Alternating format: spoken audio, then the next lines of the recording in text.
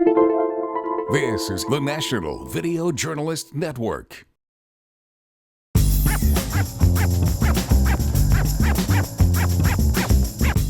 Welcome to MyLITV. From Manhasset to Montauk, we've traveled our communities to bring you the following events. I'm your host, Waldo Cabrera. MyLITV starts now.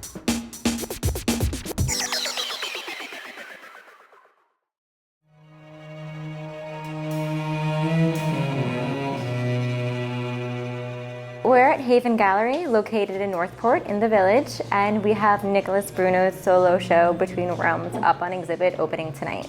All we hear about was this elusive Nicolas Bruno and how talented he was and what a strong fit his work would be for the aesthetic that we focus on. There's something very special about Nicolas's work. Not only is it beautiful to look at, but it's deep, it's very relatable, and it's very painterly too. He has an eye for composition, for palette, for mood. All these images, they deal with my sleep paralysis experiences and everything that I've taken from them and turned them into images. So sleep paralysis is when you go to bed and what happens is you wake up, but your body is still asleep. So you start to dream while you're awake.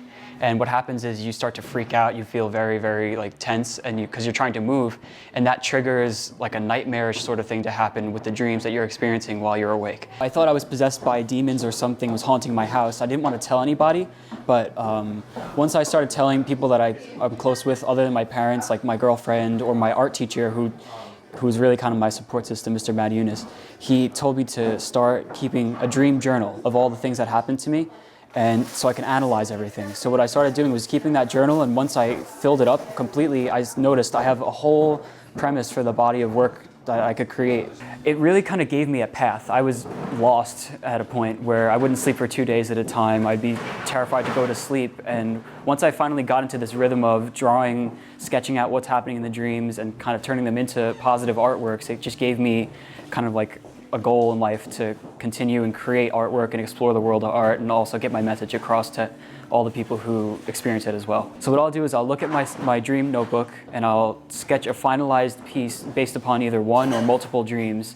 And what I'll do is I'll pick apart what I need to make for it. So I'll make like a mask for one of my characters, or I'll go out and find some rope, or maybe build like a ladder for one of my images. What amazes me about Nick is he'll throw stuff into his car and he'll pull up and there's a dollhouse on the back of his car. I just noticed that in the artwork that he has here. He finds bits and scraps of things and creates out of them. It's just amazing to me how he does that. There was one night when he was out there for about, I'd say 3 hours, and he was at a long table and he kept moving around from seat to seat, and I knew he was taking pictures. I was trying to figure out what he was doing, and eventually I saw the artwork. It was like a Last Supper kind of a scene where he was sitting in every seat with his head covered, and then he's at the head of the table. It was incredible. I remember when he first started actually opening up to me about the condition in general. I think for me it was just about being there and listening. I've definitely seen him go in and out of, even insomnia, but a little bit of depression and struggling with some things. And in each photo, I can actually see what he tells me that he dreams about. So it's kind of interesting to see a photo and remember when he told me about that dream, or when he woke up in the middle of the night and wrote the ideas down.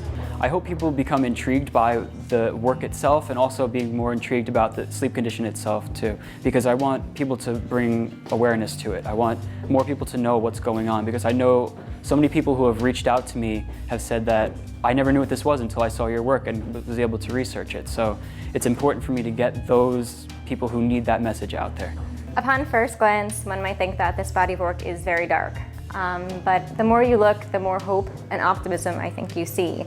From the moment I saw it, what stuck out to me was that in these most dire of circumstances, there's always a way out, and there's always a way to move forward.